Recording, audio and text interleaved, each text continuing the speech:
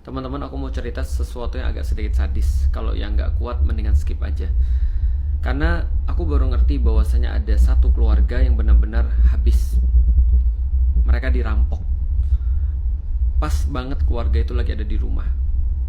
Bapaknya dibunuh bersama dengan anak-anak laki-lakinya. Yang perempuan-perempuan anak-anaknya diperkosa. Dan sampai sekarang ibunya nggak tahu di mana karena masih diculik sama perampok-perampok itu. Yang ngerinya adalah teman-teman sekalian, ketika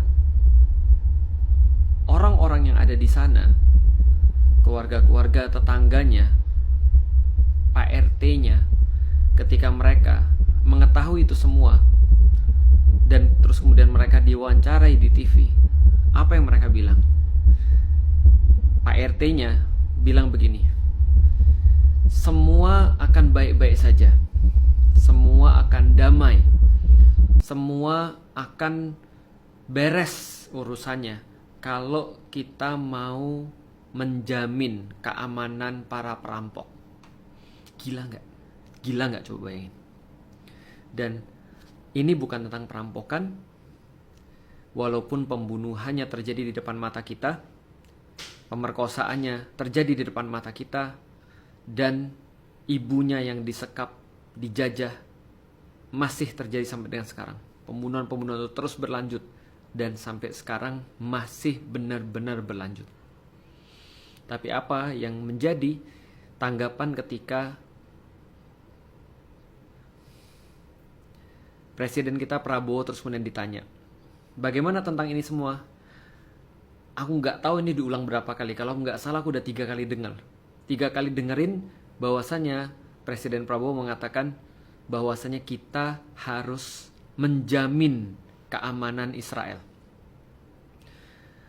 Dan mungkin aku nggak bakal bisa ngerti tentang cara berpikirnya presiden seperti apa.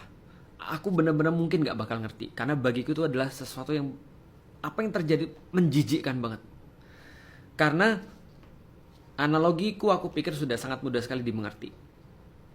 Dalam kasus ini, pembunuhan yang masih berlangsung, genosida itu belum berhenti loh. Pemerkosaan yang sudah terjadi, dan kekejaman yang lebih parah daripada itu semua sudah dilaporkan dan sudah dibaca semua oleh dunia.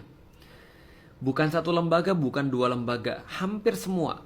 Dan semua orang yang punya mata harusnya bisa dengan telanjang melihat semua ini secara nyata, apalagi orang-orang yang berpikir. Dan mungkin aku gak akan bakal bisa untuk comprehend semua ini, cara berpikirnya itu seperti apa sih. Kenapa harus terus-menerus mengatakan bahwa kita harus menjamin keamanan Israel? Itu sama aja kayak tadi, orang ngerampok, lalu kemudian kita bilang semua masalah akan selesai kalau andaikan kita bisa menjamin keselamatannya perampok. Ini gila. Ini cara berpikir aku nggak mungkin seumur hidup aku nggak bakal bisa untuk memahami cara berpikir ini seperti apa. Tapi teman-teman sekalian nggak selesai sampai di sana, karena Presiden Prabowo ternyata sudah menyetujui untuk masuk dalam Board of Peace yang dibuat sama Trump. Teman-teman cari sendiri deh tentang Board of Peace. Dan itu menurutku adalah jelas-jelas sebuah penjajahan gaya baru, kesewenang-wenangan, kezoliman yang tanpa nyata. Orang-orang ada yang petantang-petenteng dan merasa bahwa dia adalah pemilik dunianya, admin dunianya lah kira-kira gitu. Lalu dia bisa menentukan apa saja yang mau dia buat, terkhusus untuk Gaza dan Palestina, nentuin nasib orang lain. Dan presiden kita ikut di dalamnya. Bayar dong. Bayar berapa? 1,6 triliun. Ya mungkin dikit sih dibanding dengan MBG ya. Tapi ya aku masih nggak bisa comprehend. Di titik mana Board of Peace itu menyediakan solusi bagi orang-orang Palestina? Di mana Board of Peace itu pernah berlaku adil? Apa presiden lupa siapa yang nyediain setiap senjata-senjata untuk bombardir saudara-saudara kita yang ada di Palestina? Siapa yang nyediain legitimasi hukum sehingga PBB itu nggak bisa bergerak? Siapa yang masih menyambut dan bekerja sama serta berdedikasi untuk Israel? Ya Amerika dan presidennya, yang katanya aturannya juga ditentuin bahwasanya dia yang boleh menentukan semuanya. Kalian boleh berdiskusi, tapi di Board of Peace aku yang tetap menentukan. Kalau aku sudah mau, yang lain nggak boleh. Dan siapa? Tebak yang ada dalam anggota Board of Peace. Tony Blair, Netanyahu.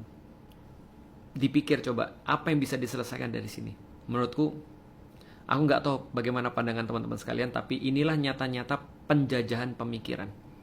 Tentang kata-kata yang dipilih, tentang bagaimana sikap kita ketika kita melihat semua ini, bahkan kita nggak bisa jelas. Penjajahan pemikiran.